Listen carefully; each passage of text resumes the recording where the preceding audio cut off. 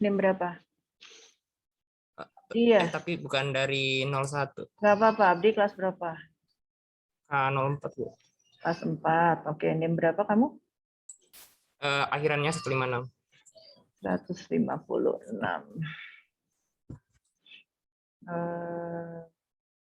Oke. Oke, silakan. Coba dijelaskan jawabannya. Oke, jadi ya seperti yang terlihat di tampil, strateginya saya buat tabel dulu. Terus ya sebenarnya sudah ada di ini keterangannya. Jadi mulai dulu dari R1A, ya dia update RTS seperti biasa. R2B update update timestamp dari B. Kemudian C juga, D juga, E juga. Kemudian pada transaksi 3W3B itu dia update, dia masih bisa update, dia masih bisa melakukan write karena dia kan timestamp 3. Nah, kemudian awalnya RTS-nya 2 dan WTS-nya itu 0. Nah, itu kan semuanya lebih kecil daripada 3. Jadi harusnya it's okay. Jadi bisa write dan B-nya berubah menjadi RTS sama dengan 2 dan WTS sama dengan 3. Oke, that's good. Berarti lanjut lagi ke W2C. W2C sama juga karena awalnya RTS-nya 0 dan WTS-nya 1 seperti yang terlihat pada instruksi ketiga, maksudnya baris ketiga. Nah, itu dia diupdate lagi RTS sama 0 dan WTS sama 2. Begitu juga dengan A. Nah, kemudian di sini dia bilangnya itu W1D tiba-tiba kan. Nah, tapi itu sebenarnya sudah minta yang terlihat pada RTS di instruksi keempat R3D. Oh, RTS sama dengan 3, WTS sama dengan 0. Nah, itu kan RTS-nya sama dengan 3, berarti sudah diminta sebelumnya. Padahal transaksi 1 itu kan satuan waktunya 1. Oke, berarti batalkan. Oke, abort langsung. Tapi bisa saya katakan di sini tidak ada cascade karena di W1C tidak ada yang read dengan C, jadi oke, aman. Terus pada saat R1A ini nggak ubah apapun, so oke, berarti nggak ada cascade. Berarti lanjut lagi ke dia karena apa? Peraturannya adalah kalau misalnya dia di abort, yang di rollback itu harus diprioritaskan dulu. Oke, berarti katakanlah saya tambahkan lagi R1, saya mulai ulang lagi R1A, W1C, dan W1D. Tapi untuk hasil rollback, jadi saya tambah 10 gitu kan. RTS sama dengan 11, WTS sama dengan 4, dan akhirnya lancar begitu. Nah, tapi di cara ini sebenarnya saya asumsikan bahwa write itu dilakukan write itu mengubah basis data. Jadinya commit semua ini hanya sebagai akhir gitu. Jadinya saya kayak abaikan itu kan. Oke, sebenarnya ada cara lain. Ada di bawah kalau misalnya saya anggap commitnya itu menulis basis data, jadi write-nya itu hanya temporary. Nah, tapi itu sama saja gitu. Sebenarnya saya masih bingung sih write-nya itu di mana sebaiknya. Nah, kalau misalnya dilihat dari write tidak mengubah basis data, melainkan commit yang mengubah basis data, dia bakal berulang-ulang terus gitu. Jadinya schedule-nya menjadi serial semuanya. Ya, hal itu sih yang saya dapatkan. Oke, Abdi, saya masih agak bingung sebetulnya dengan bagian yang akhir di penjelasan kamu. Gimana? Bahwa write itu tidak mengubah basis data, tapi commit-nya yang mengubah basis data, itu maksudnya gimana? Saya kayak gini, Bu. Jadi kalau write-nya mengubah basis data, berarti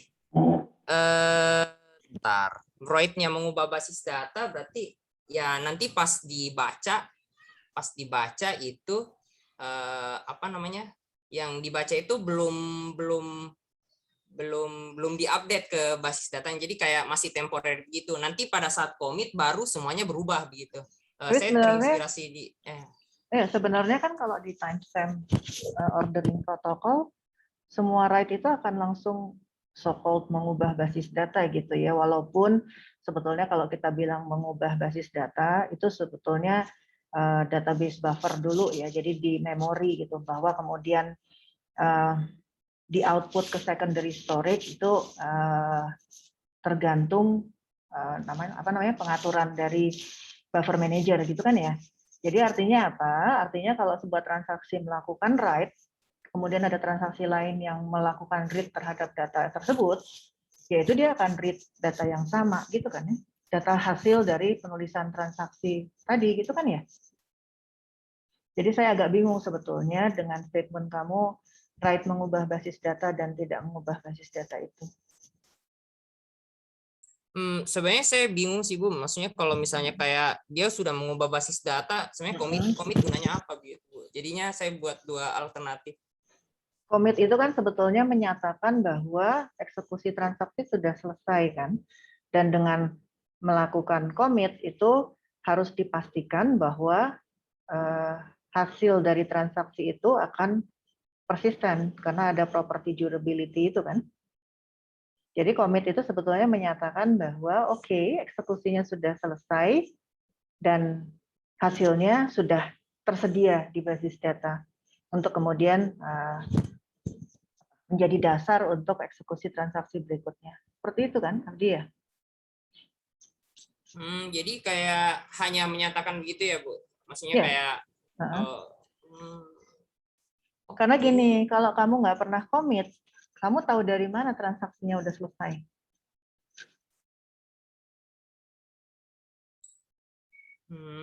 Nggak tahu kan ya? Jadi commit itu bilang bahwa oke, ini sudah selesai, transaksi ini sudah tuntas, dan ya dengan adanya property durability, hasilnya berarti sudah harus persisten di basis data. Kira-kira kayak gitu. Jadi ya kalau kita mau bicara eksekusi transaksi dengan menggunakan timestamp ordering protocol, ya hasilnya sebetulnya yang ini ya, yang bagian bawah itu ya nggak ada kalau di timestamp ordering protocol. Seperti itu ya, Abdi ya? Oke Bu. Oke. Ya, jadi jelas ya, commit itu untuk menyatakan transaksi selesai. Kalau kamu nggak punya commit, ya kamu nggak tahu transaksi selesai apa enggak. Masih ada instruksi lagi nggak sebetulnya dari transaksi satu? Itu kan kita nggak tahu ya. Benar ya? Iya Bu. Oke, gitu ya. Terima kasih Abdi. Yang lain ada pertanyaan nggak? Saya mau nanya Bu. Yuk, silakan. Itu kan di situ T1-nya rollback, habis itu dia baca A lagi. Tapi read A itu kan hasil write dari transaksi 4. Itu konflik nggak, Bu? Enggak. Karena begitu transaksi satu, gini, pada saat kita eksekusi 4 buah transaksi secara konkuren, saya nggak pernah bisa bilang bahwa T1 ini harus lebih awal loh ya hasilnya dari T4, nggak bisa. Kebetulan karena timestamp-nya lebih kecil dan saya menggunakan protokol timestamp ordering protocol gitu ya, maka hasil eksekusi konkuren dari keempat transaksi ini hasilnya harus ekivalen dengan hasil eksekusi serial gitu ya. T1 diikuti T2, diikuti T3, diikuti T4. Tapi itu karena protokolnya kita pakai timestamp ordering. Jadi gini, kalau kamu misalnya bayangkan ya pada saat yang bersamaan ada 4 mahasiswa sedang berusaha untuk masuk mendaftar di sebuah kelas tertentu. Itu kan nggak bisa kemudian kita bilang bahwa si A itu dapat prioritas dari si B. Enggak kan? Ya kebetulan aja nanti pakai protokol apa, yang mana instruksinya yang lebih dulu, yang itu yang masuk. Jadi seperti itu. Bahwa kemudian karena T1 ini rollback, akhirnya dia membaca data yang berbeda dengan saat sebelum dia rollback, yaitu memang konsekuensi kalau kita mengizinkan sekian transaksi berjalan secara konkuren. Seperti itu. Cukup jelas nggak? Jadi kalau misalnya dibuat schedule yang serialnya T1 itu di akhir, Bu, berarti. Nah, kalau akhirnya schedule serial yang ekivalen dengan schedule yang dihasilkan ini, mana sih schedule hasilnya? Oh, ini harusnya nanti dituliskan ya. Jadi ini kamu tuliskan sebagai sebuah schedule harusnya ya. Nah, kalau kemudian kita bilang schedule serial yang ekuivalen, ya berarti T2, T3, T4, T1 gitu kan. Oh, oke. Nah, jadi dalam hal ini T1, T2, T3, T4 ini hanya sekedar nama ya. Jadi saya mau namain dia TA, TB, TC, TD juga silakan aja. Tapi kalau saya mau kasih namanya TA, TB, TC, TD, kemudian saya harus bilang kan timestamp dari TA sama dengan berapa, gitu kan ya. Nah, kebetulan di soal ini namanya T1, T2, T3, T4, kemudian timestamp-nya ya disesuaikan sama itu. Seperti itu ya. Jadi tidak ada aturan, tidak ada syarat bahwa hasil eksekusinya harus sama dengan schedule serial T1, T2, T3, T4. Ya, jangan salah intinya. Oke, masih ada lagi pertanyaan? Silakan. Izin bertanya, Bu. Yuk, silakan. Kalau rollback yang cascade itu syaratnya apa aja ya, Bu? Syarat? Supaya cascade. Syarat supaya cascade, ya itu agak nggak cocok tuh pertanyaannya syarat supaya cascade. Karena gini, maksudnya cascade. Ya, itu kondisinya apa gitu ya? Kondisi seperti apa yang menyebabkan terjadinya cascading rollback, gitu kan ya? Iya, Bu. Nah, coba ingat lagi dulu waktu kita kuliah tentang topiknya transaction, itu cascading rollback itu terjadi kalau apa? Coba diingat. Apa? Cascading rollback itu kan terjadi apabila ada apa? Ada dirty read kan? Ada read Iya, Bu. terhadap data yang sudah diubah tapi belum di-commit gitu ya. Oh. Nah, karena di sini sampai terjadinya rollback di sini ya, sampai terjadinya abort T1, itu tidak ada yang melakukan dirty read terhadap C kan? Nggak ada ya, jadi C belum pernah dibaca orang gitu. Jadi nggak perlu cascading rollback. Tapi kalau ternyata T2 di sini bukan W2, sebelum W2C dia R2C dulu, nah berarti T2 juga harus ikut di rollback. Kenapa? Karena dia sudah terlanjur membaca hasil penulisan T1. Kayak gitu. Oh, Ya jelas ya, tapi karena ini blind kan, dia nulis tanpa baca dulu, jadi T2 nggak perlu ikut di rollback. Jelas ya? Jelas, Bu. Oke, nah ini harus hati-hati sebetulnya rollback-nya. Kenapa? Karena C ini sebetulnya kan udah ditimpa nih sama T2 di sini hasilnya. Jadi harusnya yang ini nggak boleh kita kembalikan, nggak boleh nilainya nggak boleh saya balikin ke nilai sebelum dia diubah. Kenapa? Kalau saya balikin berarti hasilnya T2 hilang kan? Gitu ya. Jadi ini kalau kita misalnya menggunakan protokolnya, kalau kamu melakukan rollback, ya yang seperti ini harus diperhatikan. Ya, jadi nggak semua kemudian kita batalkan. Seperti itu ya. Rollback itu sebetulnya bagian dari bahasan nanti bagian recovery. Ya, jadi bagian bagaimana mengabort sebuah transaksi akan kita bahas lebih detail nanti di topik recovery. Seperti itu. Oke? Sudah ya? Jelas? Siapa tadi yang nanya? Sudah jelas tuh? Sudah, Bu. Sudah jelas, Bu. Oke, baik. Ada lagi pertanyaan? Permisi, Bu. Ingin Ya. memastikan aja. Ya. Jadi tadi kalau misalnya ada cascade, misalnya antara T1 sama T2. T2 baca data C setelah W1C. Waktu T1 terjadi rollback, T2-nya harus rollback juga berarti ya, T2 Bu? harus ikut rollback karena dia sudah terlanjur membaca data yang dibatalkan kan? Jadi misalnya oke, T1 Bu. ini nulis C-nya jadi 20, terus T2 kan baca 20 dan mengoperasikan sesuatu berdasarkan nilai 20 kan? Tapi nilai itu kan dibatalkan. Jadi nggak pernah ada kan? Makanya T2 juga harus ikut di rollback. Urutannya itu harus tetap T1 duluan baru T2 juga ya, Bu? Rollback itu selalu biasanya dari bawah ke atas. Tapi nanti urusan rollback kita pelajari lebih detail di materi mengenai recovery. Oke, terima kasih, Bu. Sama-sama. Masih ada lagi pertanyaan?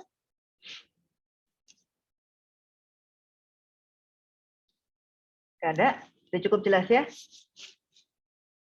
Oke, baik. Kita bisa beranjak ke soal berikutnya sekarang. Soal nomor 2. Nah, untuk soal nomor 2 ini yang diminta adalah memeriksa apakah schedule seperti ini, ya, schedule S ini bisa dihasilkan apabila protokol konkurensi yang digunakan adalah timestamp ordering with Thomas Wright Rule, dan validation based. Jadi masing-masingnya secara terpisah. Di sini diasumsikan bahwa timestamp dari TI itu sama dengan I, jadi seperti soal sebelumnya. Siapa yang mau coba jawab? Silakan.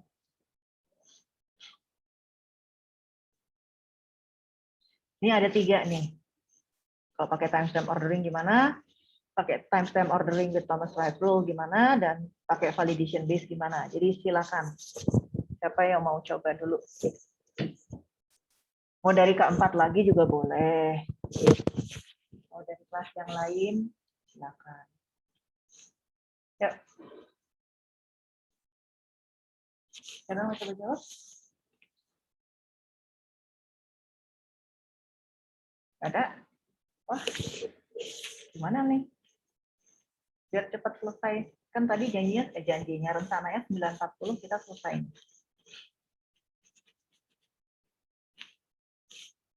Nggak ada?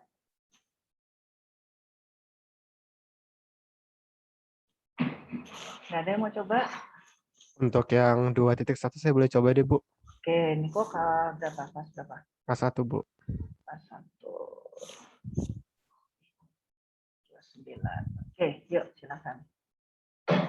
Jadi untuk protokol timestamp ordering itu menurut saya nggak mungkin dilakukan, Bu.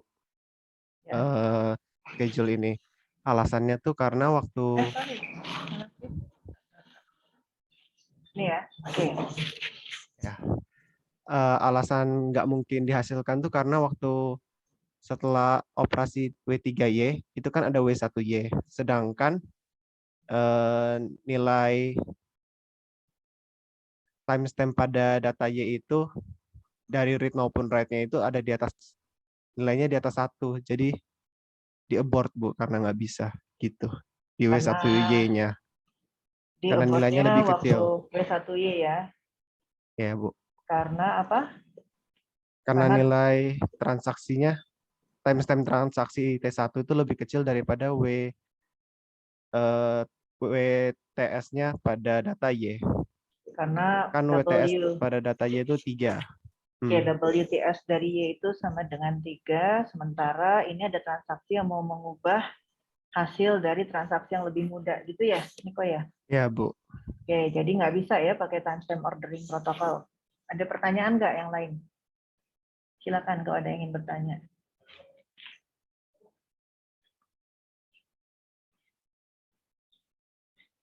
Ada? Jelas ya? Kayaknya kalau bagian yang ini semua udah bisa. Sekarang siapa yang mau coba untuk yang dengan Thomas Wright Rule? K4 sudah, K1 udah. Dari K2 atau K3 ada?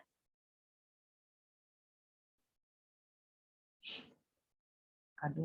Ayo, siapa K2 nih? Mau saya tunjuk, masa? Saya boleh deh, Bu. Oke, kamu siapa? Saya Fikri. Dari K2? Dari K2. Akhiran berapa? 158, Bu. 158. Muhammad Fikri Naufal ya? Ya, betul. Oke. Dengan Thomas Wright Rule ya, kita lihat nomor 2. Oke, yuk silakan Fikri. Itu sebenarnya sama aja dari yang tadi, tapi di Thomas Wright Rule dia tetap bisa jalan karena waktu T3 kan T3 udah write Y, habis itu ternyata T1 mau write Y lagi kan, padahal hasil akhir dari ketiga transaksi itu harusnya ditiban sama write Y gitu kan ya, Bu. Nah T1 itu jadi melakukan ignore gitu, jadi nggak nulis lagi, nggak niban lagi. Oke, kenapa dia bisa ignore? Bisa dijelaskan? Karena T1 itu sebenarnya timestamp-nya lebih kecil daripada timestamp dari write-nya Y, yang write-nya Y itu karena udah di-write sama T3 yang timestamp-nya 3, Bu.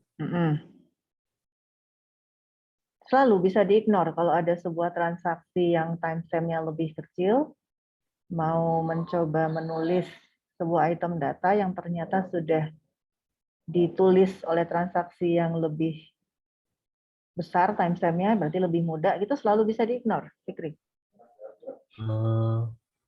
Saya nangkepnya sih gitu sih, Bu. Ya gitu.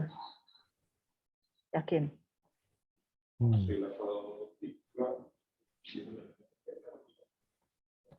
Coba dilihat lagi. Harus ngecek ininya juga kan, RTS-nya Oh, bukan? sama read-nya ya? Karena RTS-nya masih 0 kan? Oh iya, read-nya juga masih di Lebih kecil. bawah. Ya, lebih Jadi kecil. Oh, iya. karena RTS-nya lebih kecil dari timestamp T1, maka Ya. sekarang bisa kita ignore gitu ya. Iya, Bu. Itu ditulis juga di bawah ternyata. Oh, kamu tulis di bawah. Oke. Ya, jadi benar ya. Jadi dengan Thomas Wright Rule, karena T3 ini melakukan blind writes ya. Jadi T3 itu menulis nilai Y tanpa terlebih dahulu membaca nilai Y sebelumnya. Jadi dia tidak pernah menggunakan nilai Y sebelum dia ubah gitu ya. Karena write-nya ini blind, maka dan T2 tidak pernah juga membaca nilai Y gitu kan ya. Makanya Y yang ini jadi bisa Y oleh T1, write Y oleh T1 ini bisa kita ignore. Jadi harus jelas ya kenapa itu bisa di-ignore. Oke, ada pertanyaan nggak dari yang lain? Seandainya T2 atau T3 ini sebelum menulis nilai Y membaca dulu, nah itu jadinya WY yang ini tetap akan menyebabkan abort ya, nggak bisa di-ignore karena nggak blind kan? Ya seperti itu. Oke, jelas ya yang lainnya? Oke, terima kasih Fikri. Baik, tinggal satu nih. Kalau pakai validation base dari K3 berarti ini ya. Siapa nih yang mau K3? K3 siapa? Yang mau volunteer? Ada K3?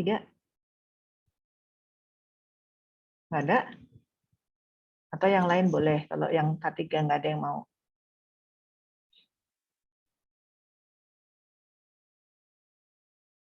Atau ini deh, Rea ada Rea? Rea LK Pandumpi gitu? Ada nggak Rea? Ada. Nah, Rea aja deh. Ya, Rea gimana nih Rea? Bisa menjelaskan validation base-nya? Nah, jadi di situ saya tulisnya T1 kan saya buatnya timestamp-nya 1, terus tidak ada transaksi konkuren yang lebih awal. Jadi validasinya berhasil dan bisa commit. Terus T2 memiliki timestamp 2, terus divalidasi terhadap T1. Nah, pas dilihat T2 itu nggak ada melakukan read terhadap item yang di write T1, jadi validasi T2 berhasil. Terus buat T3 juga harus divalidasi ke T1 dan T2. Terus T3 tidak melakukan read terhadap item yang di write T1 dan T2, jadi validasinya berhasil juga. Jadi bisa dilakukan. Oke, jadi validation base juga bisa ya menghasilkan schedule seperti itu ya dengan penjelasan yang sudah dituliskan Rea di situ. Oke, yang lain ada pertanyaan nggak? Silakan kalau ada yang ingin ditanyakan. Ada ya? Jelas ya? Ya, silakan. Untuk yang T2 itu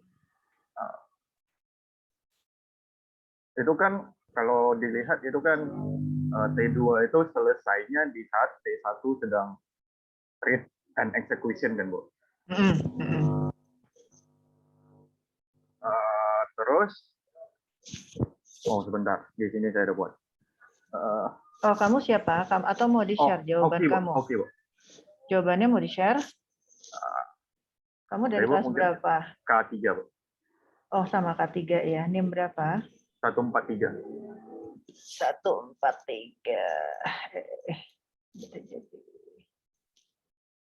143. Oke. Nah, jadi itu di tabelnya itu saya buatnya begitu. Nah, jadi T2 kan setelah selesai itu dia perlu memvalidasi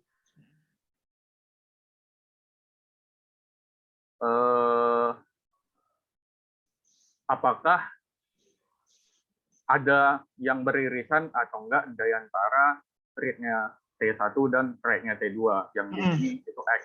Ya. Itu ternyata ada irisan, jadi dia gagal gitu kalau versi saya. Sebentar, kalau kamu menganggap gagal, yang mana yang gagal? Validasi yang mana? T1 dan T2. Validasi T2 kenapa gagal? Karena kan T2 itu kan selesainya dia di saat T1 sedang print and execution. Nah, kalau berdasarkan kasus kedua itu kan dia itu perlu dicek apakah ada yang beririsan antara kedua itu. Sebetulnya gini, oke, ya mungkin kalau kamu ingat kembali di materi gitu ya, sebetulnya kan tahap validasi itu sebelum terjadi write yang benar gitu ya.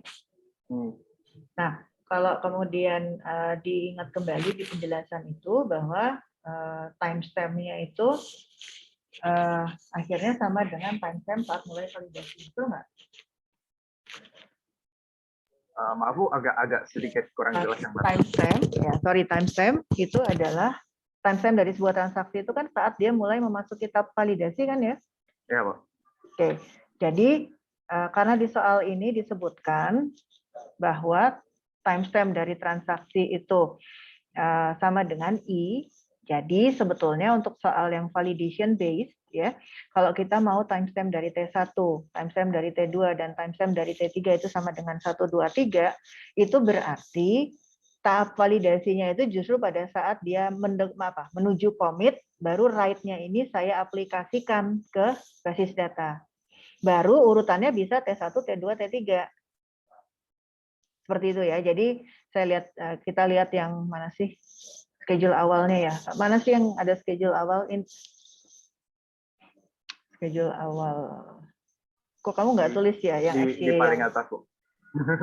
Oh, iya, cuma yang paling atas belum jadi tabel, jadi agak susah. Nah, gini kan, kira-kira kayak gini lah ya. Jadi, kalau kita masih ngikutin yang schedule awal yang seperti ini, ya, ini kan artinya apa? Artinya, di sini kan T2 memasuki tahap validasi kan, kalau di tempat kamu, benar nggak? Sehingga timestamp dari T2 nggak bisa lagi kita sebutkan sama dengan 2.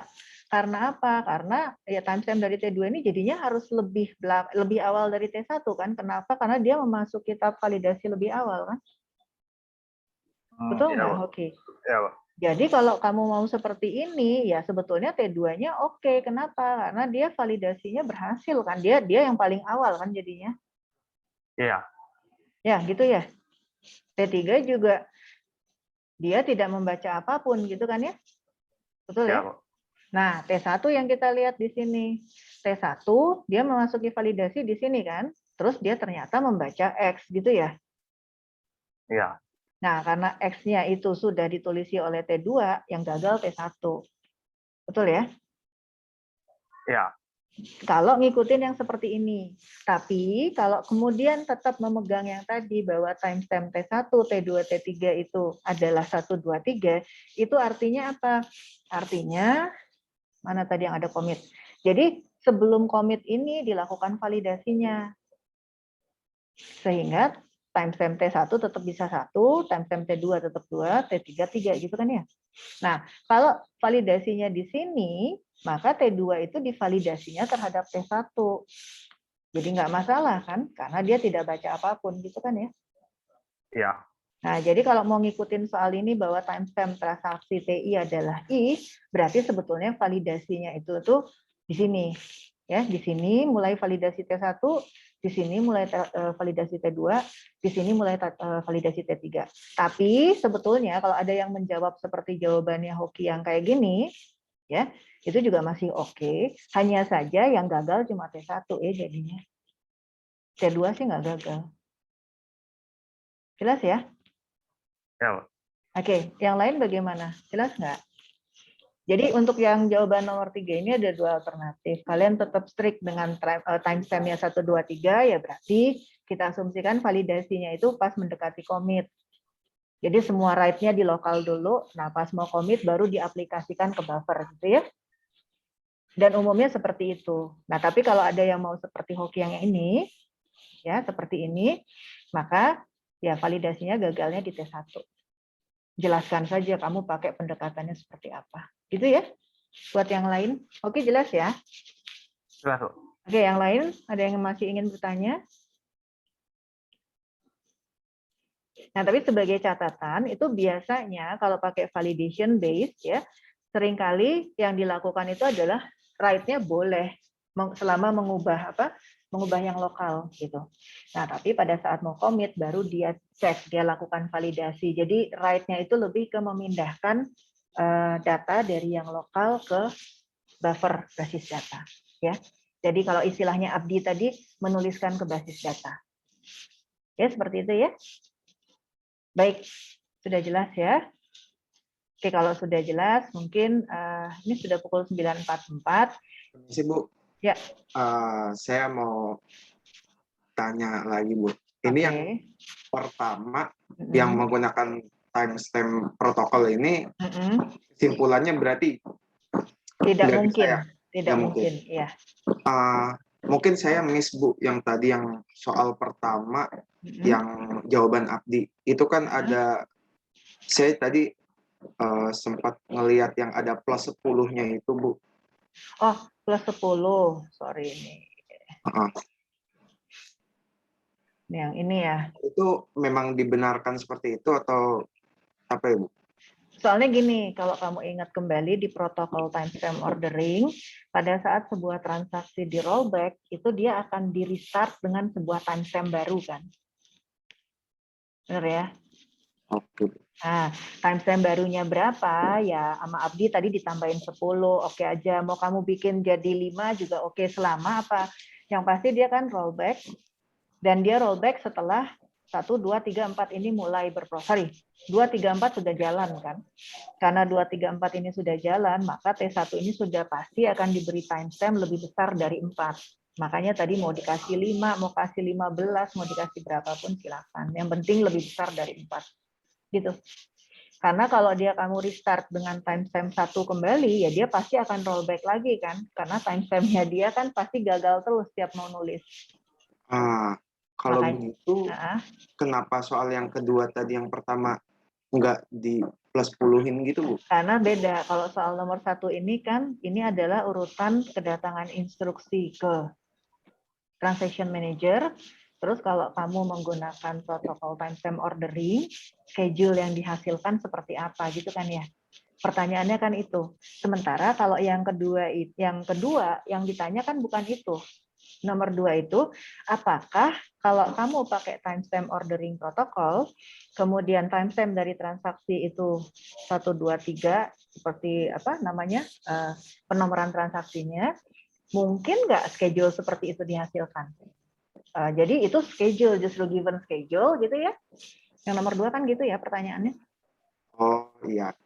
Ya. Jadi kayak bisa nggak sih sebetulnya kalau kamu pakai protokol timestamp ordering menghasilkan schedule seperti ini gitu kan ya? Jadi ya kita tinggal ngecek bisa nggak kayak gini. Nah begitu tadi, oh nggak bisa karena apa? Karena pas W1 ini nggak mungkin gitu kan dieksekusi gitu ya. Jadi sudah pasti nggak akan dapat schedule kayak gini kan? Pasti nanti W1 abort gitu ya? Pasti abort gitu kan? Jadi kan schedule-nya ya. Kalau bentuk soalnya berarti seperti yang pertama, berarti yang W1-nya tadi ditambah di abort gitu ya. Jadi tolong makanya baca, kamu diminta mengeksekusi urutan instruksi, kalau gitu kan hasilnya schedule, pasti ada schedule hasil gitu kan ya.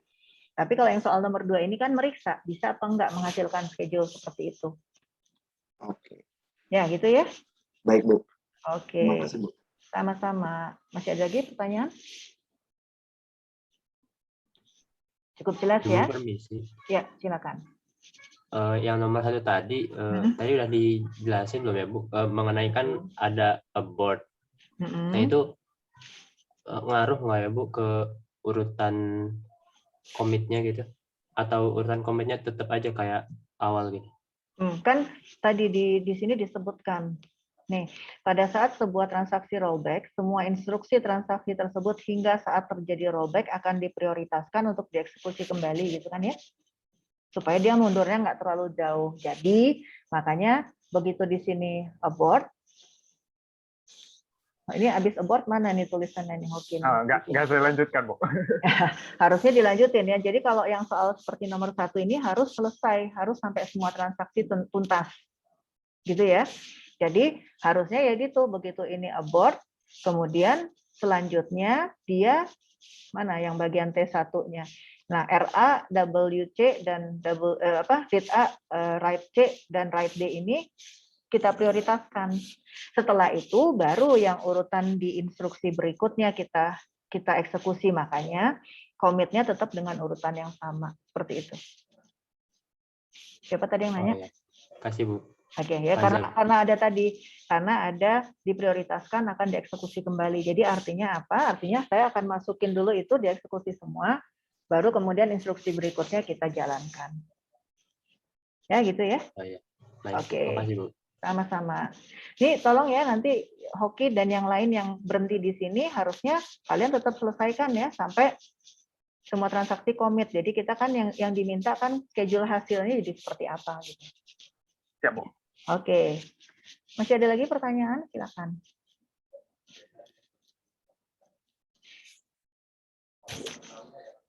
Nggak ada ya, udah cukup jelas ya. Jadi sekali lagi saya ulangi. Ini tadi ada pengumuman ya, bahwa minggu depan kita kuis. Ya, minggu depan kita kuis, materinya concurrency control bagian 1 dan bagian 2. Jadi sampai terakhir adalah validation based protocol. Oke. Nah, untuk paruh kedua pertemuan hari ini, kalian lanjutkan dengan belajar mandiri. Ya, materi yang harus kalian pelajari adalah materi concurrency control bagian 3. Protokol yang akan dipelajari pada bagian ketiga ini adalah protokol berbasis multiversion. Jadi kalau protokol berbasis multiversion ini artinya setiap kali terjadi perubahan data, maka yang dilakukan adalah akan membuat versi data yang baru. Ya, apa keuntungan membuat versi data yang baru? Keuntungannya adalah untuk read itu selalu akan ada versi yang bisa dibaca. Jadi transaksi yang hanya read itu akan selalu berhasil, nggak pernah gagal. Ya, yang mungkin gagal itu adalah transaksi yang melakukan write juga, jadi akan melakukan perubahan. Nah, untuk multi-version protokol ini ada 3 ya, ada 3. Nanti bisa kalian lihat sendiri. Jadi ada yang multi-version timestamp ordering, ada multi-version two-phase locking, dan ada snapshot isolation. Jadi concurrency control bagian 3 ini silakan kalian pelajari. Latihan juga akan tersedia di EduNext, silakan dikerjakan. Waktunya sama, sangat cukup panjang ya. Tapi materi ini tidak termasuk ke dalam materi kuis minggu depan. Oke, jelas ya? Ada pertanyaan nggak sebagai penutup? Sudah jelas? Oke, kalau sudah, kita bisa akhiri ya pertemuan hari ini. Tetap semangat semuanya, selamat belajar dan berlatih. Jangan lupa minggu depan kuis. Selamat pagi. Makasih Bu. Terima kasih Bu. Terima kasih Bu. Sama-sama.